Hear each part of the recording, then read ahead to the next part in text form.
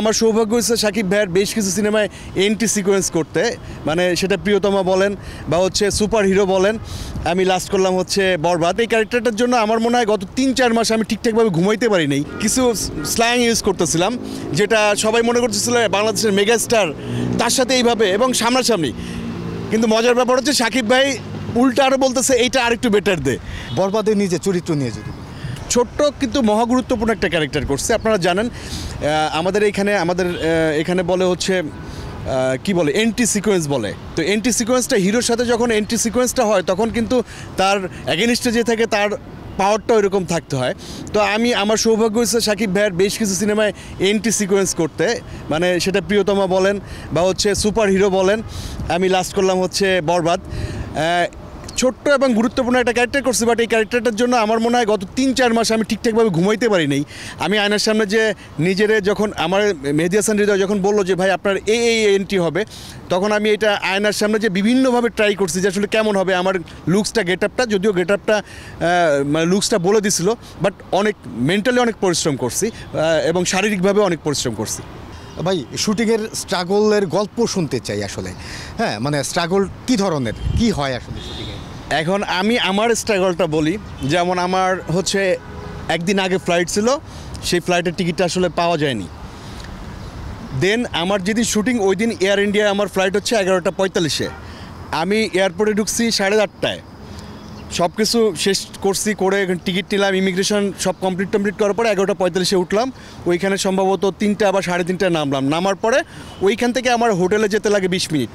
হোটেলে যে আমি হাত মুখটা ধুয়ে ওই লোকেশন থেকে আবার আমার যেখানে শুটিং লোকেশন সেখানে যেতে লাগছে আমার 3.5 ঘন্টা। তখন আমার রাত বাজে 7টা বা 7:30। আমি কিন্তু ওই এয়ার ইন্ডিয়ার ফ্লাইটে যা খাইছি ওইটাই খাইলাম, এর ভিতরে খাওয়ার সময় পাইনি, ওদের বলারও সময় পাইনি। দেন মেকআপ টেকআপ নিয়ে আমি 10টায় হচ্ছে সেটে গেলাম।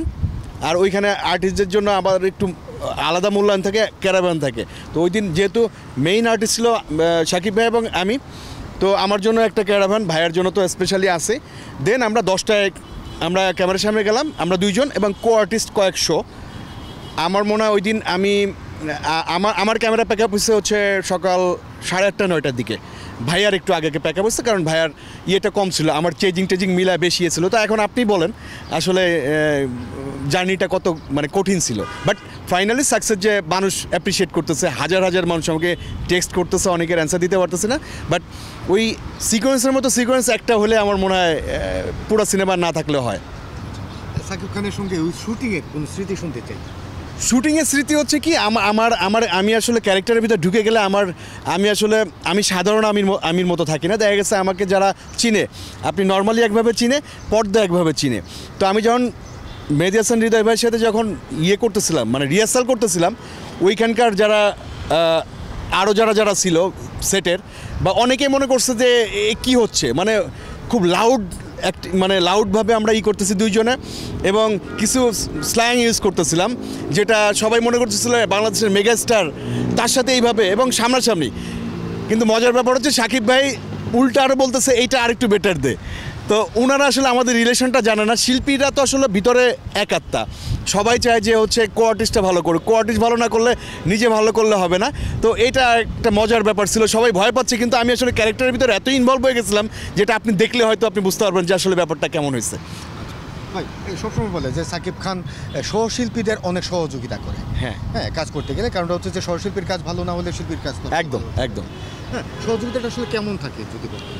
সহযোগিতা আমি ভাইয়াকে তো প্রথমেই পাইছি, আমার সেকেন্ড মুভিতে হয়তো পাইছি, আমার ফার্স্ট মুভি ছুঁয়ে দিলে মন ছিল।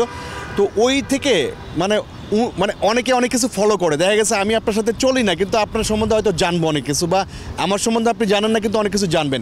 উনি হয়তো 1-2টা ব্যাপারে বুঝে গেছিলো ব্যাপারটা। তো বুঝার পরে উনি আমাকে মানে অনেক সাপোর্ট দিচ্ছে। এমনও হয়েছে দেখা গেছে যে আমি অনেক ডিরেক্টরকে আমি চিনি না, আমার নামটা এখানে আছে, আমার কেন জানি মনে হচ্ছে যে ভাইয়াই মনে হয় এখানেই করছে, বা মিশা ভাইয়ের সাপোর্টটা কখনো ভোলা যাবে না। এই সাপোর্টগুলো দিচ্ছে কেন, যে কাজের ছেলেদের আসলে, কাজের লোকদের আসলে দিন শেষে একটা মূল্যায়ন আছে, সেই মূল্যায়নটা আমি হয়তো শাকিব ভাইয়ের কাছ থেকে পাইছি। আচ্ছা, আমার আসলে পরের প্রশ্নের উত্তরটা পেলাম, সেটা হচ্ছে যে আমার প্রশ্নটা ছিল এরকম যে শাকিব খানের ম্যাক্সিমাম ছবিতে আসলে আপনার একটা চরিত্র থাকে, হ্যাঁ, এটার বিশেষ কারণ? এইটা হয়তো উনি হয়তো কমফোর্ট ফিল করে, এক আর 2 আমিও কমফোর্ট ফিল করি। আমার দেখবেন যে অন্য অন্য সিনেমাগুলো একটু কম করা হয়, কারণ আমি একটু অন্য সিনেমা যে কোয়ালিটি হচ্ছে না তা না, কিন্তু অন্য সিনেমায় কোয়ালিটির থেকে অন্য অনেক কিছু বেশি হচ্ছে, যেটা হচ্ছে আমি যে শ্রমটা দিচ্ছি সেই শ্রমটা মানুষে দেখতেছে কিনা, আমি যে কষ্টটা করতেছি, আমার কাছে টাকাটা মুখ্য না, আমার কেরিয়ার এখন উঠতির দিকে, আমি চাইবো যে আমার কাজটা সবাই দেখুক, মানে প্রচুর অডিয়েন্স দেখুক। এই জন্য হয়তো সাকিব ভাইয়ের সিনেমাগুলো বেশি করা হয়। অন্য অনেক কাজ করতে চাই, বাট ব্যাটে বলে মেলে না, এই জন্য হয় করা হয় না। বাট এখন কিছু যারা করতেছে, সিয়াম, শরীফুল রাজ, আদর, এরা ভালো ভালো কাজ করতেছে। আশা করি ওদের সাথে আমার ভালো কাজ হবে, এবং অলরেডি সিয়ামের সাথে আমার এই যে একটা সিনেমা আসছে জঙ্গলি, এবং এটা ব্যাপক সাকসেস, বরবাদের পরে ব্যাপক সাকসেস এই সিনেমাটা জঙ্গলি।